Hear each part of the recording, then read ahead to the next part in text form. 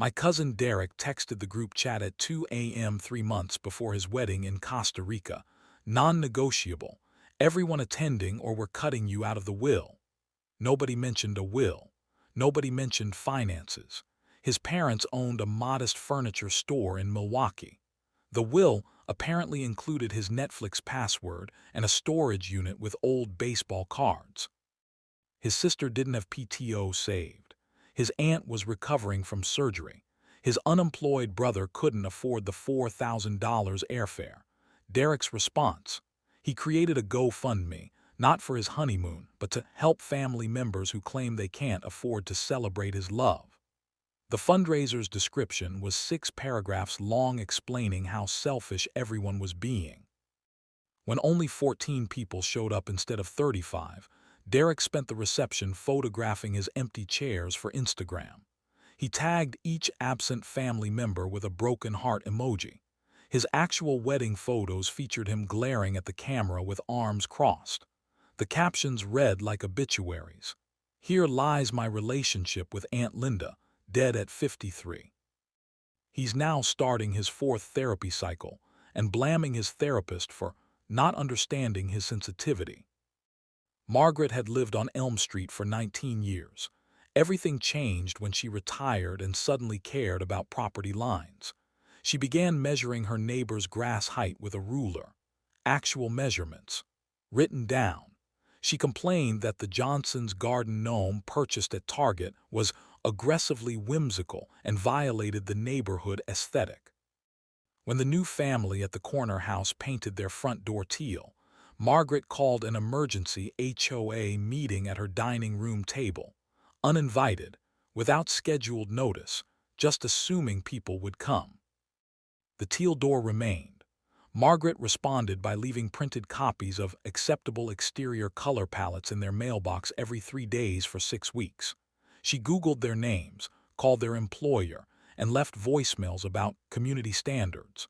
When nothing worked, she hired a lawyer, spending $12,000 to send cease and desist letters about a 5-foot fence that was 3 inches higher than permitted.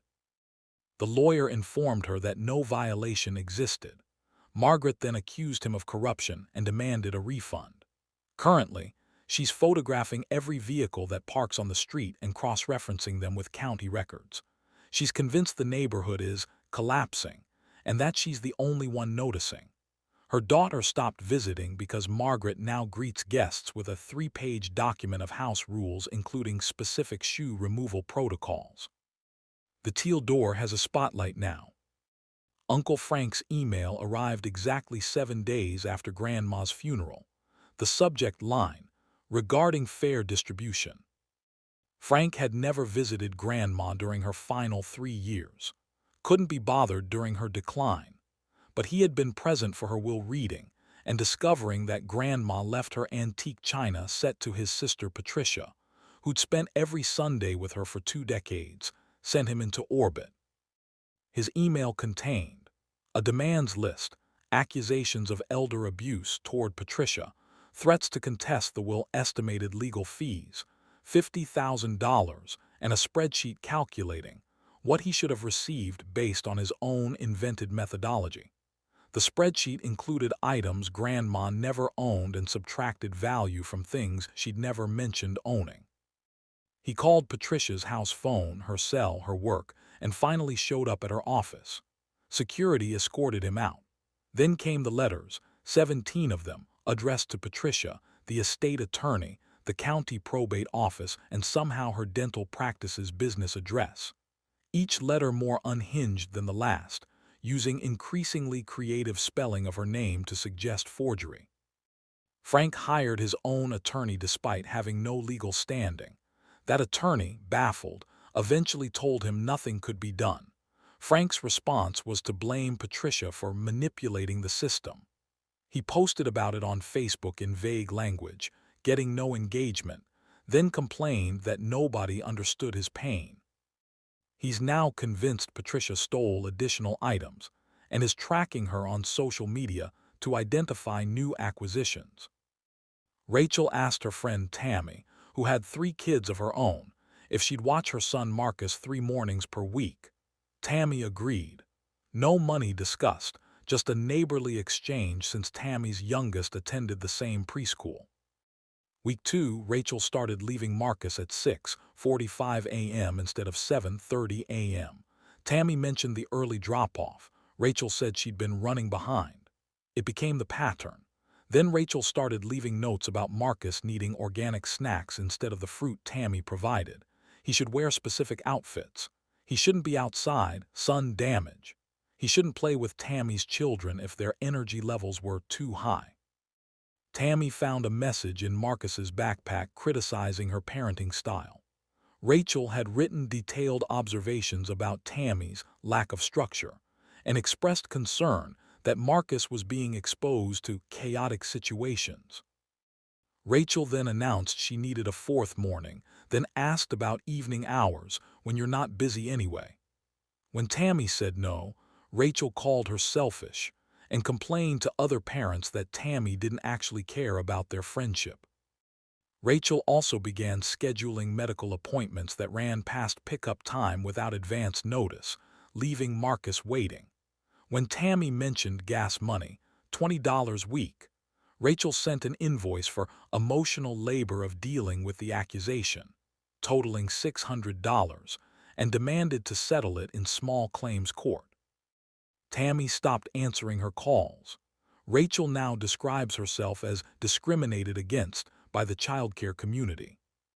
Tom's mother, Beverly, visited his restaurant every 2 weeks to find problems. She'd order the most complicated item on the menu, find something wrong, and demand it be comped. Never politely, always announcing it loudly enough for other customers to notice. One evening she sent back pasta 3 times because the noodle shape didn't feel right in her mouth. Not undercooked, not overcooked, the actual shape was wrong. Tom remade it with hand-rolled pasta.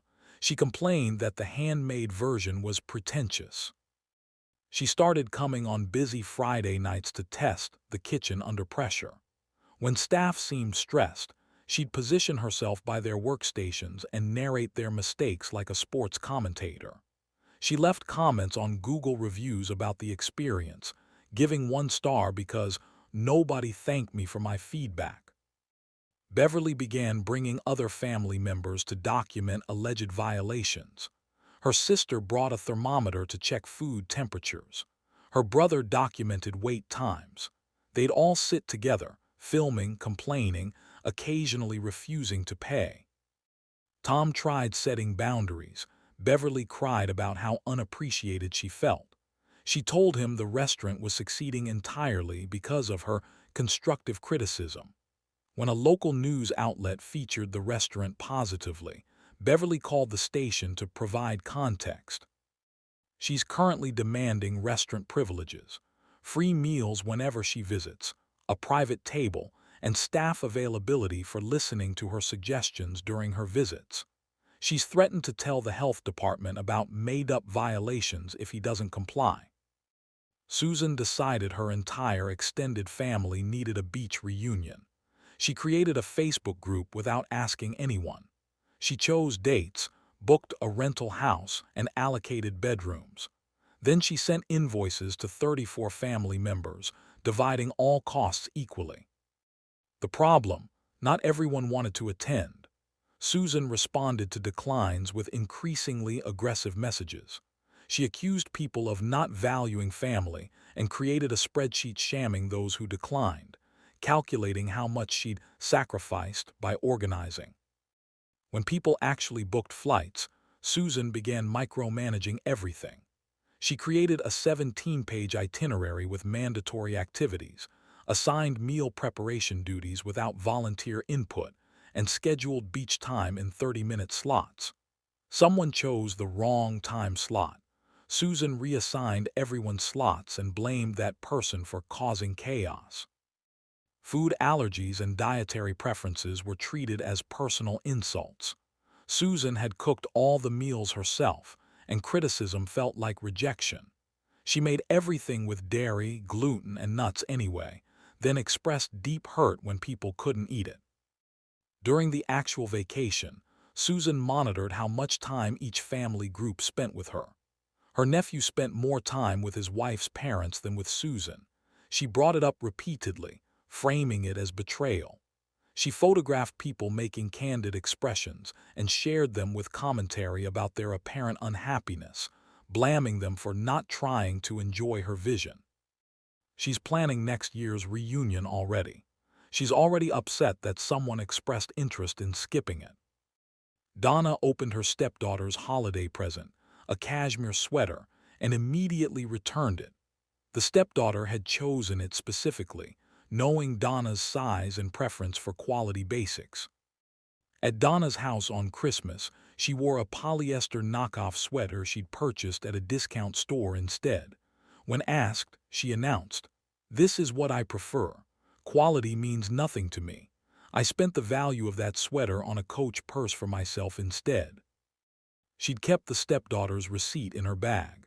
She pulled it out and said the amount was inappropriate for someone in my stepdaughter's tax bracket, and that the gesture felt like showing off.